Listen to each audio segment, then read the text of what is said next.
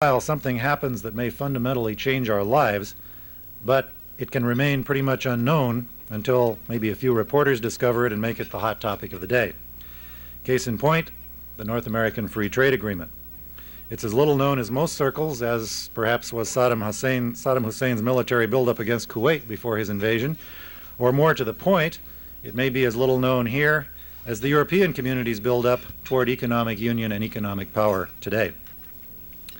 North America, including Mexico, is becoming a common market, perhaps much as the United States became a common market in the late 18th century. The opportunities and the political fallout from this reality of the North American free trade are matters that we have to learn more about. Ray Marshall is probably the best person to educate us on that. He received a PhD from the University of California at Berkeley, and he's currently with the Lyndon Johnson School of Public Affairs at the University of Texas in Austin. Also is serving this year in the Wayne Morse Chair at the University of Oregon. But Dr. Marshall is more than an academic. He is also Secretary Marshall. From 1977 to 1981, in the Carter administration, he served as President Carter's first and only Secretary of Labor of the United States. He has served on a multitude of boards and panels of professional organizations. He's published and traveled extensively, and he has been instrumental in formulating United States international trade policy. This is particularly true of the Free Trade Agreement with Mexico. So please join me in welcoming to City Club the former Secretary of Labor and current holder of the Wayne Morse Chair at the University of Oregon, Ray Marshall. Thank you. Well, let me say how pleased I am to be here. I always enjoy being in Oregon. I've been here a lot, and they have made me an official duck this time that I came. I'm particularly pleased to occupy the chair named after Wayne Morse, who's one of my favorite people. I think that he showed the kind of independence and integrity and intelligence and kind of creative pragmatism that the country needs. People who will set their own course and not be swayed by what's happening in the polls unless they agree with it. And I think that's the kind of leader that he was and that we need. I thought he showed particularly good judgment in moving out of the Republican Party and into the Democratic Party, naturally. If you grew up where I did, you can still remember the first Republican you ever saw. And the way it happened to me is I was walking down the street with my daddy, and he punched me and says, "Look at that man, but don't stare."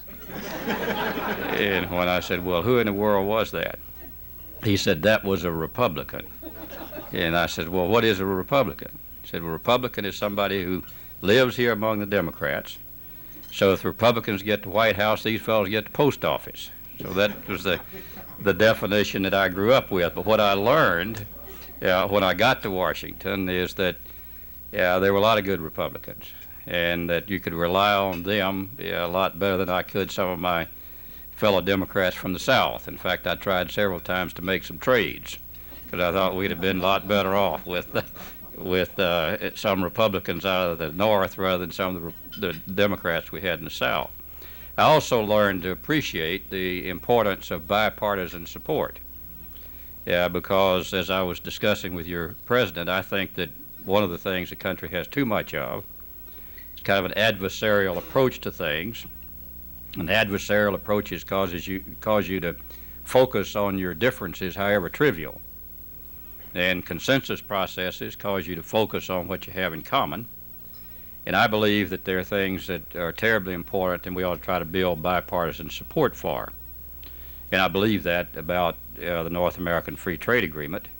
I think it has tremendous potential for creating an economic zone in North America that could be mutually beneficial to all of us, and it seems to me that's what we ought to try to build support for.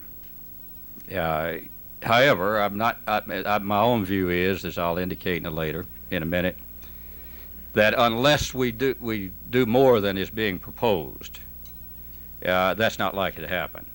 is that we're likely not to put together the kind of agreement that will realize the full potential of this opportunity to do things that will improve the conditions of all the people in North America.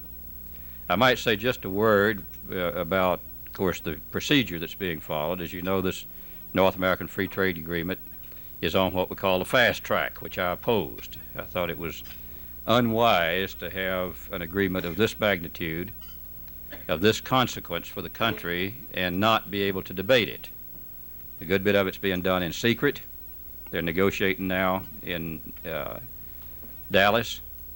The reason to have a fast track is for things like the GATT, where you're dealing with over 100 countries. When you're only dealing with 3 countries, I don't see the need for it, and therefore believe that it would have been better for us not to put it on a fast track. But that's what it's on. And what that means is that when the agreement gets consummated, whenever that is, and we don't know when that's going to be. I noticed that the Secretary of Commerce from Mexico, Mr. Serra, said yesterday he thought they might initial an agreement in March, which is contrary to the political wisdom that had been circulated before that.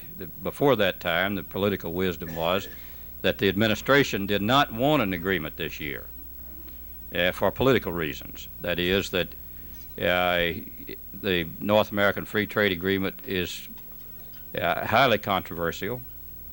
You're not likely to be able to generate the kind of consensus for it that is needed to make it successful. It also is the case, if you followed the senatorial election in Pennsylvania, people focused on the health issue in that campaign, but the thing that was clearer than the health issue was the North American Free Trade Agreement, which Harris-Wohlford opposed, and which, of course, the administration and former Attorney General Thornberg supported. And therefore, that experience could cause people to believe that the administration might be less eager to consummate an agreement this year. And then, of course, Pat Buchanan got into the campaign, and that's one of his main issues. He's opposing the North American Free Trade Agreement. And his, I'm sure his performance in New Hampshire must have caused some concern on this question in the administration. It is also the case, I think, that the agreement between the United States and Canada, which was consummated 3 years ago, is less popular in Canada now, and therefore there's increasing opposition to it there. So one of the tricky parts is how the Canadians and Mexicans will play this out. It's clear that President Salinas of Mexico wants to get it. It's very important to him, and he's invested a lot of his political capital in the ability to consummate this agreement and to do things that are quite different from traditional Mexican politics in its relationship to the United States, and to do things to open up instead of having an internal economic policy primarily, and that tends to exclude the world from most of it except on a highly controlled basis. He has done a lot since 1986, particularly when Mexico joined the General Agreement on Trade and Tariffs, GATT, to open up the border. So that's, I think, the politics of it. It's on a fast track. We don't know if it'll come up this year or not. My view is that if it comes up this year, it will probably be fairly truncated. It won't be a full-blown agreement. Now, the basic question that I've been asked to talk about is, what do we learn from what's going on in the European community now about that will be useful to us in the North American Free Trade Agreement? As you know, the European community, it will consummate its agreement this year, creating the European community, and that will go into effect the 1st of January 1993. And that will mean, for all practical purposes, that there will be 3 main economic blocks in the world. One, the Pacific Rim, led mainly by Japan, but with some other countries coming on in a hurry. and then the European community, which will be larger than the United States market. So the first time in 50 years we'll have an economy larger than the United States, unless we grow and consummate the agreement. And also that there will be in some ways balanced, but in other ways they're not balanced. One of the big differences between the United States and the Western Hemisphere and the other two blocks is that we have a huge external trade deficit with the rest of the world. And we have the United States, of course, large debt relative to the rest of the world. They don't. And that puts us under significant pressure to have to, at some point, run a surplus with the rest of the world in order to be able to service that debt. You have to have a surplus of something like $50 billion a year for some time, and that's not happening, and there's not much evidence that that's likely to happen in the short run.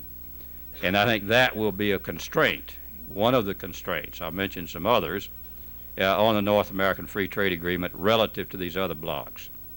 I'll have to say, as one who watches what's happening in Europe as well as in Japan, the general feeling in Europe is that their main competition in the 21st century will be with Japan and the Asian bloc, and not with the United States, that our time is past and that we're going down, and that therefore will not be a major player in the 21st century.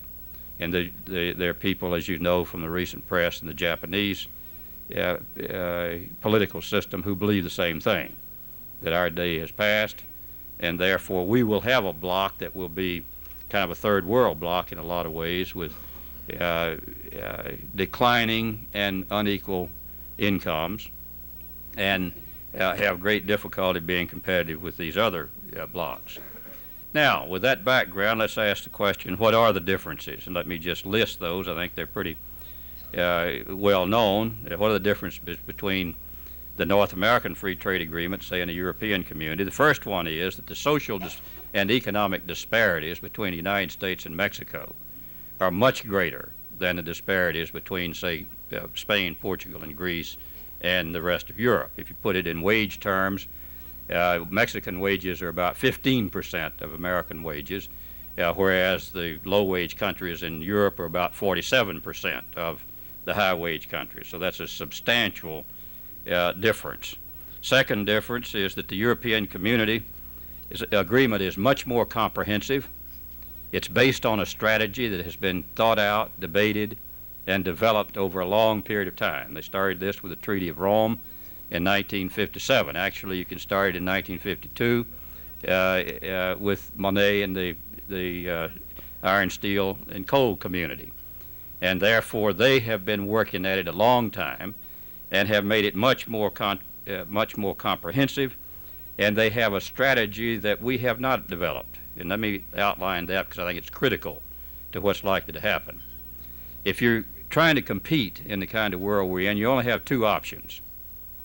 You can either try to compete by reducing your wages, or you can try to compete by improving productivity and quality. And those are the only options you've got. What has been happening in the United States since the early 70s is we've been competing more than other places, mainly by a low-wage strategy. That means that our real wages are lower now than they were in 1970. And they're more unequal now than they were then, and we have the most unequal distribution of income of any major industrial country. So when the Europeans look at what's happening here, they reject our strategy. They say that's the last thing we want, because we believe that you would lose a low-wage strategy and you wouldn't want to win it, because it implies that you have great damage to your political, social, and economic institutions because of the growing inequality of wealth and income. Now, we didn't all of a sudden decide after debate that we'd adopt this low-wage strategy. You see, we don't believe in strategies, so we didn't do anything. And therefore, it just happened. And if you just let it happen, you'll get what we've got. The natural tendency is for companies to pursue a low-wage strategy.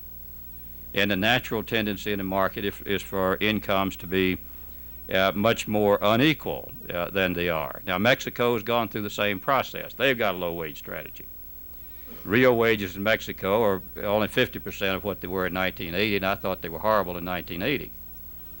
And they have declined relative to then for two reasons. One is because Mexico has a large external debt, just as we have, and they have therefore practiced austerity and tried to export more than they import in order to service their huge debt. And that means the people who paid that debt have been Mexican workers. And the consequence of that is to widen the disparities in income in Mexico. What have the Europeans done to try to promote this high wage strategy or high income strategy? First thing they've done is to constrain companies and not let them pursue low wage strategies. See, they don't believe that you ought to just let the market make these determinations. What they know is that in the market, companies will maximize their profits or optimize them, whatever they're after. And the companies will take care of themselves. But that is not necessarily good for the country, for wages to be lower and more unequal. So if you want to get outcomes that are in the national interest, you have to put some constraints. You have to say, we won't let you pursue the low-wage strategy.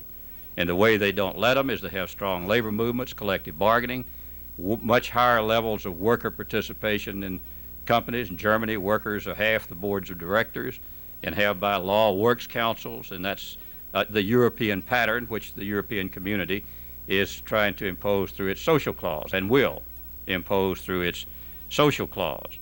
They believe that you need to have active policies, active strategies to get the outcome, because there's some very important things the market will not take care of. One of these is the development of your people, and that has become critical to trying to be competitive in a high-income country. So they have developed both health systems and education and training systems and family policy, and we don't. The only place that we're competitive in education is at higher education, and mainly at the last 2 years of college and in our graduate programs. They are far ahead of us in most of these other areas. They have high standards for people to graduate from high school. We have no standards to graduate from high school. The high standards mean people are ready to go to work, to go into the workforce, or to go into an apprenticeship or other kind of training program. As you would expect in an elitist system like ours, we do a great deal for people who are going to college, but we do almost nothing for people who are not. That's what we found in the work of the Commission on the Skills of the American Workforce. Only 8% of American workers who are not going to college get any kind of training for work at all. And the problem, of course, with that is that only 25% of our people are college trained. And that means the great bulk of our workforce is not competitive in international terms. German employers told us that they no longer sell their most sophisticated machine tools in the United States because it takes American workers far too long to learn to operate them, because they do not have the quantitative skills required to operate and to even, say, have statistical quality control. You have to have some operations research capability if you're going to do that. I've been in Japan in quality control circles where blue-collar workers can use multiple regression analysis to solve problems that a lot of our graduate students couldn't solve. And therefore, that puts us at that's one of the things they're doing with their high standards. They have training programs for people who are not going to college, and for the most part, they're very good. They do a lot of on-the-job training. We spend a fair amount of money on this, on education and training on the workforce in the United States, but almost none of it on blue-collar workers, on frontline workers. Almost all of it spent on managerial workers. Our competitive struggle will be won and lost mainly by what we do for people who don't go to college, not for what we do for people who go to college. And the consequence of that is that we have greater difficulty pursuing the so-called high-wage strategy. Another thing that will determine how well off we are is how we organize work. See, our problem in this country is that we were so successful with our large-scale bureaucratic mass production systems when we could get economies of scale that we're having difficulty changing. See, in those systems, only a few people had to think. Everybody else kind of did routine work, and you could, with almost no thinking skills, go to work in a mass production factory and make a middle-class income. That day is gone, because in an internationalized environment, they're not going to pay American workers $10 or $15 an hour to do the same work on the same machines you can get done in Mexico for $1 an hour. This technology will seek out low-wage places, and that means you got to organize the work in a very different way. You got to eliminate the bureaucracy. You got to make managers support workers. You got to decentralize the work to the point of production, and you need to have people who can develop and use leading-edge technology, and they're doing all of that in Europe. And the European community has caused that to happen. Another thing they're doing that we're not doing is they're giving workers independent source of power in the organization of companies. I think you can make the argument that you're not likely to make a participative system work unless the workers have an independent source of power. And they are giving those workers independent source of power, not simply to do something for the workers, but to do something for the country. This is economics. It's not social, even though they put it in what they call their social clause. They have technology policies. They believe that there are critical industries, that if we lose in, that they lose in, they're in big trouble. See, a lot of our economists, one of our leading economists reported to have said that chocolate chips are no more important than computer chips. And therefore, we don't believe you can tell which strategic industries are the future. And we therefore don't believe in a technology strategy. And my response to them, if you don't think you can pick it, take their list. Yeah, they're doing all right with it, and there's a great deal of agreement about what the lists are around the world. If you ask the National Academy of Engineering, United States, you ask MIT, or you ask the Bundesbank in Germany, they'll give you the same list of the strategic industries of the future. Technology is something the market will not develop because the payoffs are too long, and the social payoff is much greater than the individual payoff. And that's the reason that most of the important technologies that led to our golden era in the immediate post-war period were technologies that were developed indirectly or directly by the government and government involvement. So the idea that somehow you don't need to do that causes us some trouble. They also have high labor standards, occupational safety and health, income support systems, and in that they're very different. See, what we do for the unemployed, about the only thing, is unemployment compensation. If you were in the European model, they have what's called an active trade policy, active labor market policy. The last thing they do in Sweden, for example, is put you on the dole.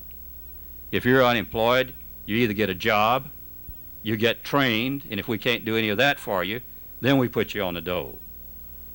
And they consider that is the way that you improve your ability to support your position in this kind of world that we're going into. Now, how has this affected the European Community Agreement relative to ours?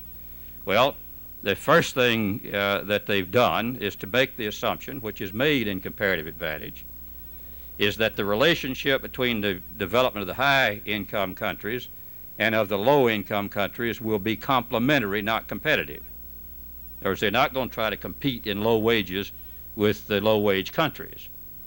And therefore, that is, of course, part of the administration's argument about what we ought to be doing here.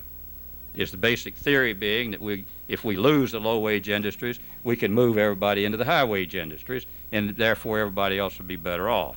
European community, they're doing it, and they're doing it consciously because they don't believe the market will automatically cause it to happen. Or to put the strategy in a different way, what they believe is you ought to bring Greece and Portugal and Spain up to the high European levels and not have competition that will bring the high-income countries down to the low levels. I think the danger we run is we'll get the latter and not the former unless we have some interventions. How are they doing this? Well, they got two main parts of their agreement. One's called a social charter, which defines fundamental rights for workers, including the right of mobility. the right to organize and bargain collectively, the right by law to have worker involvement in the decisions that are made within companies, the right to training. See, one of the things that they do in most of these other countries that we don't do is they make training, post-secondary education, a free good. You don't have to pay for it. If you get a high yield investment like higher education, you lose money if you discourage people from doing it. It's the reason one of the most important investments we ever had in this country was the GI Bill. And the big debate is not whether that was a high yield for the federal government. The question is just how high was it? My view is you take their low figure and that's so high you go with it. And that's what we ought to, that's what they do, and and we don't do. The second thing they do is they have what they call a social and structural funds, which accounts for 25% of their budget, to transfer resources to the low-wage countries to help them meet environmental, occupational safety and health, long-term unemployment problems and the like, in order to help bring those up to the higher level. In other words, what they believe is if you do these things, you'll get a plus-sum process, to use economics language, or win-win, to use business language, or everybody's better off, to use common language in the process. And that, now, what are we doing at the NAFTA? How does that relate? There's a North American Free Trade Agreement. Well, let me preface my comments by some background. First, of course, that this is a very important relationship we have with Mexico, and our relationship with Canada is very important. But we need not to lose perspective. Our most important relationships in the world are with the developed countries, not with Mexico and Canada. Well, Canada is a developed country. For example, Canada has about 1/3 of the population of Mexico, and it buys 3 times as much from us. And that kind of relationship, the gross domestic product of Mexico is smaller than Florida's. The thing that's very important about Mexico, though, is its proximity, and therefore there's a political, it's in our interest for Mexico to have a stable political system and to have economic progress, and it could be much more important than it is. The most important thing about Mexico is not its economy, which is only about 4% of ours, GDP. It's its workforce, which is about 25% of ours and growing. Their workforce is growing at about the rate of 1 million a year. That is just about the same as the growth of employment in the United States. And that reality is a lot more important than what's happening to a lot of other things. Now, a second kind of clarification I think we need to make is that this agreement is really not about trade, even though it's called trade. Trade's already virtually open, and most of the arguments that are being made are not arguments that are being made about trade.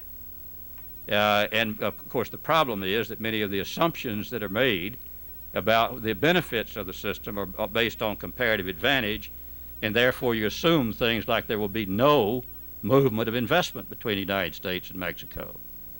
Whereas the reality is that investment is the thing that is important, and that's what they're talking about. And I expect that we will get substantial flows of investment. In fact, the Secretaries of Commerce of Mexico and the United States held a meeting in Washington where the main argument they were making to American business about this agreement is that for every $10 an hour job fully encumbered, by that I think they mean fringe benefits, that you transfer from the United States to Mexico, you add $15,000 to your profits. And that's what the agreement is really all about. It's not comparative advantage, it's comparative cost. And the attraction in Mexico is that you will have a very large, relatively low wage market. Now, the third main kind of reality that we need to be alert to is that the United States and Mexican economies are already integrated to a very large degree, and that will continue to be the case. And therefore, it's foolish to talk about not having an agreement of any kind, because we'd be much better off to make agreements to manage this relationship and to cause it to be mutually advantageous than to continue a lot of the clandestine and illegal activity that characterizes the relationships between the United States and Mexico and leads to substantial problems down the road. And then finally, of course, this agreement is about politics. It's more about politics than it is about trade. The basic purpose is to freeze by treaty the policies of the Salinas administration so that that treaty will protect investors in Mexico when the Salinas administration goes out. And therefore the belief is that that will encourage a significant flow of resources and investment between the United States and Mexico. What impact is all that likely to have? The answer is nobody knows. You can pay economists their money and you can get whatever answer you want. The administration has got some economists who show you that everybody wins from it. I've got some friends at the Economic Policy Institute, which I have found in Washington, and we can show you that there will be substantial losses of jobs and not much improvement in the standard of living of most workers in Mexico. The reality is that since we don't know, what we ought to try to do is to structure it so we can have something to say about what the outcome is, and to avoid the negatives and try to accentuate the positives. We know what the administration tells us. They tell us is that what will happen is that everybody will gain. We'll get higher wage jobs here. Employment will grow here because we'll be able to sell more to the Mexicans because they'll be getting higher incomes, and that will halt the flow of immigration out of Mexico. And that will also, we're told, protect the environment. So if you're worried about sustainable development, which I think we ought to be worried about, that's what you'll get. Naturally, I don't think that's likely to happen, the way they put it. Why? Well, the main problem with that scenario is that we don't have a strategy to move these workers into higher wage jobs and train our people to be complementary like they do in the European community. I think we ought to, and that's one of the big differences and one problems with their so-called scenario. It's very doubtful that you will get enough development in Mexico to appreciably narrow the wage gap and therefore halt the flow of immigration into the United States. I think you really have to strain credulity to believe that that's likely to happen. And all you got to do is run the numbers. And it might happen in the long run, like 30 or 40 years or longer, at very high rates of growth, like 7% a year for Mexico. You might get that outcome. But the probability of that happening is not very high. The most probable outcome is that you will greatly accelerate the flow of immigration in the United States because they will displace a lot of people in Mexico. There's not much way they're going to be able to absorb the large increase in the population that they're likely to get. Now, what should we do about all that? Well, I think the European community gives us some lessons. That's the reason I think it's unfortunate that we got the fast track so that we couldn't take time to do what needs to be done, but there's a lot we can do and kind of try to see to it. First is that the United States ought to adopt a strategy for what kind of country we want to be. If we only got two choices, low wages or high wages, I choose high wages, and think that we ought to try to do the things that we need to do to be a relatively high income country with sustainable development. We cannot ignore the environmental consequences of this, and all the evidence is that development does not automatically eliminate the harm to the environment. If you want to get the best case study we got of that, look at the maquiladoras along the Texas border and along the California border, and it's an environmental nightmare. It's a labor standards nightmare. The Mexican government is suppressing labor standards in order to attract industry there, and I think that's not in our interest for that to happen. So the second thing we ought to do is to make labor and environmental standards an integral component of the agreement, as is happening in the European community. Why do that? I think the main argument is that these standards will promote efficiency. They'll help you get what we say we want. How do we get efficiency? One way is we cause companies to bear all the cost of production. If you don't do that, you subsidize inefficient companies. And why would you want to do that? Why would you want to subsidize polluters or people who can only survive by suppressing labor standards? You'd be a lot better off to move those resources into higher income activity, and that you can do that if you got labor standards. Essentially what happens is you take that out of competition. You say that you, and the other main thing you do is have equities. You don't permit the people who are likely to lose most from this, even according to the administration's own studies, are the people who've already lost most from the developments of the United States in the last 20 years. That's mainly low-income people. The only people in the United States who are better off now than they were 20 years ago are college-educated people. If you're less than college, your real wages are substantially lower. And this treaty would accelerate that process. And therefore, the standards would help prevent that. Environmental standards would help us get sustainable development, and for the same reason. We have a very strong interest in Mexican workers getting higher pay, improving their conditions as productivity improves there, because that's the way we can really sell them things. You're not going to sell them a lot if their real wages are where they are now and are held there. But if we had labor standards so that they'd have some way to improve their conditions, protect their safety and health, then I think we'd be a lot better off. People will sometimes say, well, isn't that protectionism? Sure, it's protecting labor standards and the environment. It's not protectionism in protecting any incompetent industry. It'd be hard to think of something that was more supportive of non-competitive industry than not making them bear all the cost of production, which is what you tend to do without standards. Some will say, aren't you trying to impose your standards on Mexico? And the answer is no. Mexico has adopted these standards. That's not the problem. They've even passed the laws. And in many ways, their laws are better than ours. The real problem is not that. It is that they don't enforce the laws. And as long as they've got this low-wage development strategy, they're not likely to enforce the laws. And therefore, if we made this part of the agreement, I think you could get that done. We're not imposing our standards on them, but if we don't have standards, they'll impose theirs on us. And it's because you get kind of a Gresham's law of standards. The bad standards tend to drive out the good standards. Another thing it seems to me we ought to do is put immigration on the table.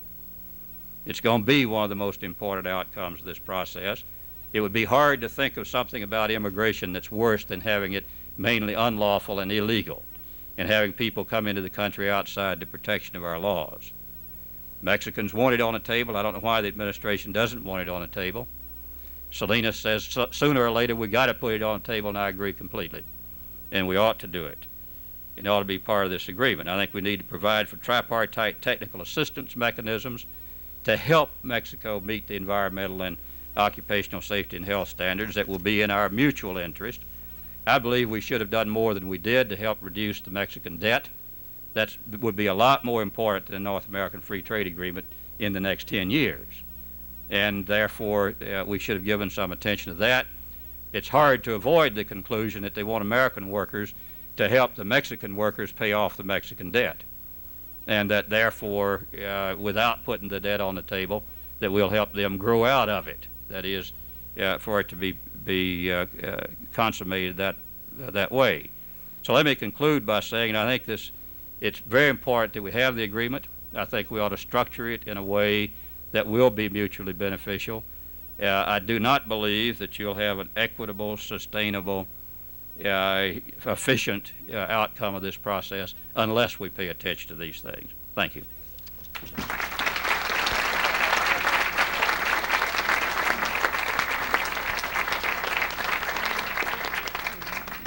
Thank you, Secretary Marshall.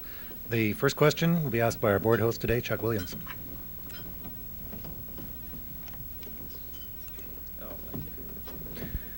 Professor Marshall, I'm very curious if you could give us a little bit of a specific strategy about how we might raise wage levels in the United States, and do you think that would lead to, higher quality, more value-added products? I think about perhaps an analogy to some of the Pacific Rim countries, and I'm wondering if perhaps their strategy has been to raise quality, but not necessarily with raising wages in some of those countries. Yeah, I think let me clarify the definition of a high wage development strategy. It doesn't mean, of course, you have equal wages. Nobody thinks that's plausible. But what it does mean is that we do what to do in the European community. They say our strategy is to maintain and improve the incomes of our people. If you're not worried about the incomes of your people, there's no problem. You know, we can just go home because the market will cause happen what's happening. So if you, the only time you need a strategy is if you're worried about the incomes of your people. And then you have to do some things. Now, the Asian countries, for the most part, have developed high-wage development strategies. Singapore, Hong Kong, Taiwan, and Korea. And what that means is that they, and with varying degrees of intensity, and I'm after some, you know, I think one of the reasons that we got these labor standards included in every trade act in the United States in the 1980s, including the Omnibus Trade and Competitiveness Act of 1988, was precisely to see to it that the Koreans didn't gain a competitive advantage by suppressing the wages of their people. See, there's a big difference between having low wages because of your stage of development and suppressing wages in order to attract capital.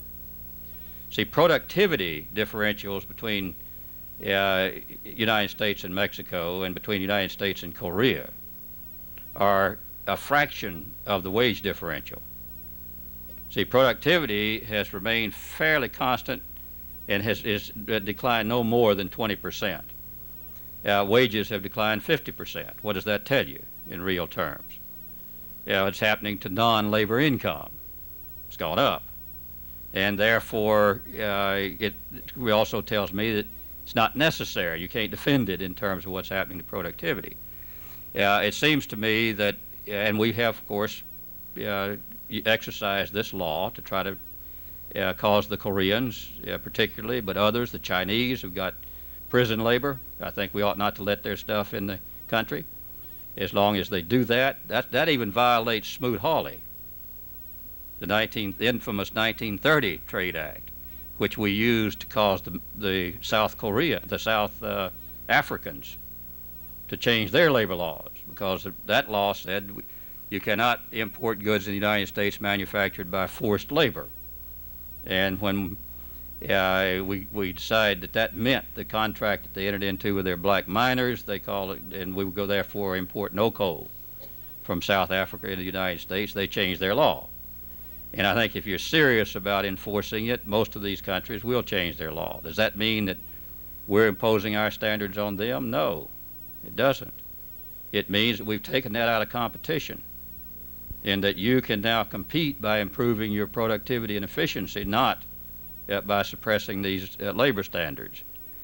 And I think that's a very important point. When I was Secretary of Labor, I had employers tell me that if I enforced the OSHA laws, had Texas employers tell me that if I enforced the OSHA laws, they were going to Mexico. And I said, well, you know, I'm no more interested in seeing Mexican workers get cancer than I am ours. But I know for sure if you can go down there and give it to them, and I also know that workers will risk cancer in order to get a job if you got to feed your family. And we got a lot of desperate people in the United States and Mexico who will risk that. Our question is, should we require them to risk that? It always costs the society something for people to get cancer and to get killed on the job. The question is, who pays for it? And it seems to me that it's better to prevent cancer than try to cure it. You can't cure it, but you can prevent it. And this is a preventive strategy, which is an efficient strategy to try to deal with that problem. Now, so what they have done in Korea, for example, is to develop a high wage strategy so their wages are improving. You could argue about the pace, but we're the only major industrial country where wages are lower now than they were in 1970. And everybody else has this high wage strategy to cause them to be higher. So the main point of that is that a low-wage country and a high-wage country can both have a high-wage strategy. And they both take the view that we're going to let them move up. What do you have to do that? Well, I think basic three things that you got to do. First, you got to have a well-trained, well-educated workforce, and that is your only sure bet. Because in a world with mobile capital, mobile technology, the only real chance you've got to be sure that you're able to improve your productivity is to have well-trained, well-educated people who can develop and use leading-edge technology and who can form highly productive, high-performance workplaces work organizations and function in those organizations. Unfortunately, our people cannot function in such organizations, and I think that's what we need to give a lot of attention to. So that's how you do it. And of course, that's the reason now, if you've looked at the recent tests, the Koreans are number one. So when I first went to Korea in 1945, if you'd ever told me that they'd be where they are now, I wouldn't have believed it. What did they do? They made massive investments in their people. Their workforce, their population is now better educated than ours. Their dropout rates are lower.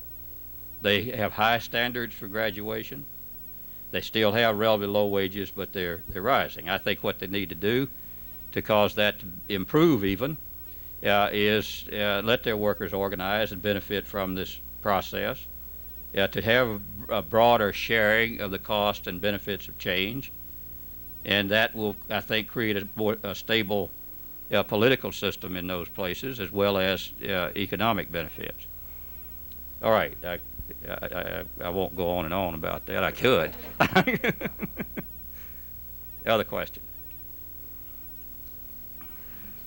Could you discuss briefly what the impact on Oregon's economy of the agreement might be? It's a good question, and I have, even though I know a little about the Oregon economy, I don't know enough to really be able to give you much of an answer to it. What I'm encouraged by, well, let me say, I think a lot depends on what we do. I think Oregon's environment, for example, and the workforce would be immeasurably improved if we made these part of the standard, because Oregon is a resource-oriented state to a significant degree, and we need to develop the concept of sustainable development. That sustainable development means that you meet all your cost of production as you go along and don't transfer those to future generations or to the environment that you're in now. The second thing that encourages me about Oregon, though, is I see a lot of leadership here to develop. You've already passed laws. You've taken the recommendations of the Commission on the Skills of the American Workforce and passed legislation to try to get that done, and with, I think, the laudable objective of building the best educated, best trained workforce in the world. Now, you might not do that, but that's a whole lot better objective than saying, well, we don't need to do anything else, and that's what's happening here. I think you've got an active and strong labor movement here relative to certainly Texas and other places, and therefore a fair amount of leadership. And it seems to me, therefore, that Oregon has positioned itself so that they can improve the conditions of their people and make this a complementary relationship between Oregon's economy. In fact, I'll have to say that one of the things that encourages me in the country is that while we got a lot of ideological stalemate in Washington, we got a lot of creative pragmatism in the states.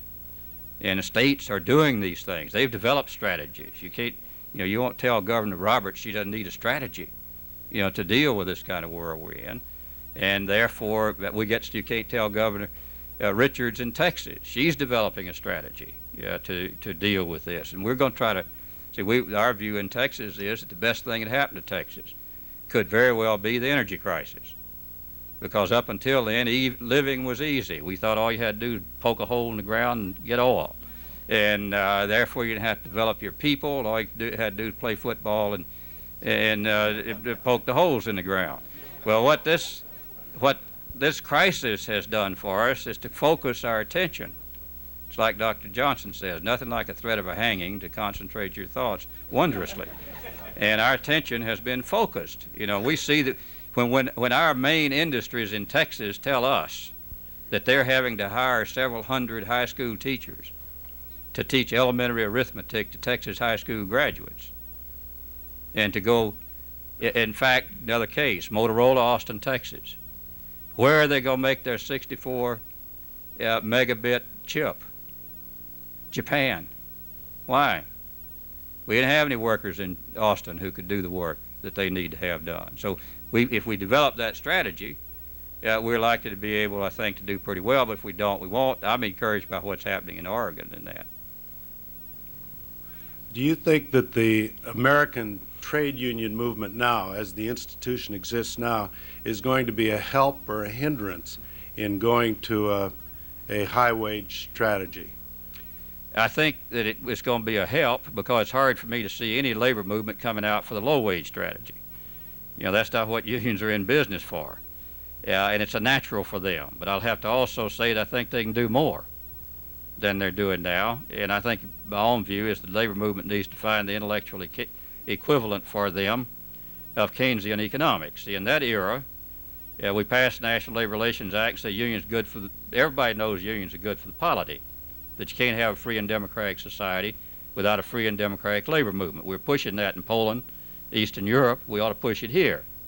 And people believe it here. But what they don't believe is the labor movement's good for the country economically.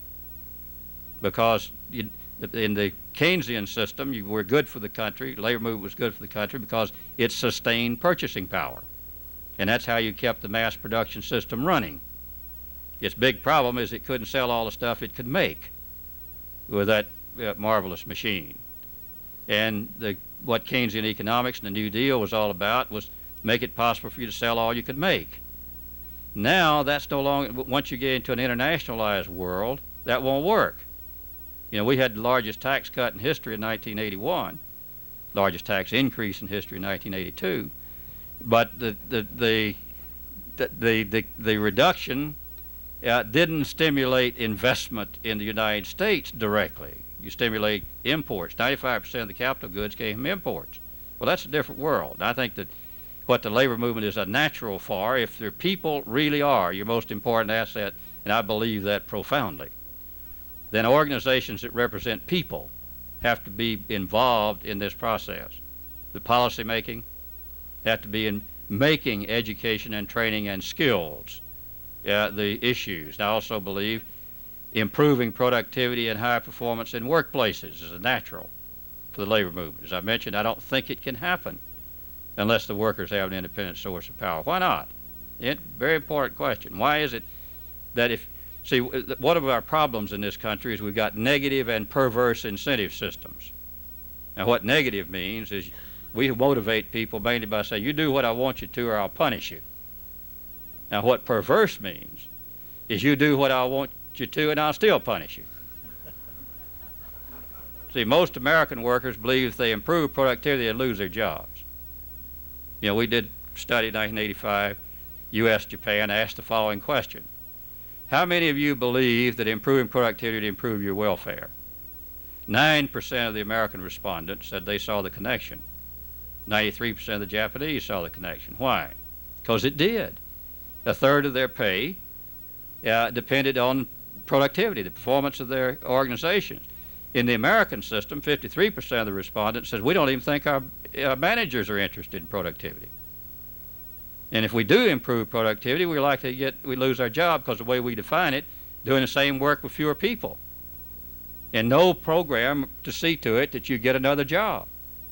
So you naturally resist that. So I think one of the ways you overcome that and get people to go all out is to give them an independent source of power to protect themselves if they do, is you have a positive incentive system. And that's what the Japanese have done when they've come in and taken over places like the GM plant at Fremont. They entered into an agreement with those workers that there's nothing you do to improve productivity that will cost you your job. And with it just changing the management system, same workers, same plant, same technology, within 11 months it was the most productive automobile plant in America. Now, I don't believe that that's viable in the long run unless the workers have an independent source of power. What worries me is that since our labor movement is losing power, that might not even be a viable alternative for a lot of workers. I also believe that our labor laws do more to protect employers than they do workers. And therefore, people don't always have a viable option to organize, and I think that's something we ought to pay a lot of attention to. But the labor movement has to also articulate and develop its own rationale and sell it to the people. Right now, they haven't done it. Most people believe unions are detrimental to the competitiveness of the country. I don't believe that, but I think that people do, and that's the job I think the labor movement has to do. Sorry, we're out of time. Oh, okay. I regret to say we've run out of time. As we adjourn, let us once again thank Ray Marshall for your insights and your valuable presentation.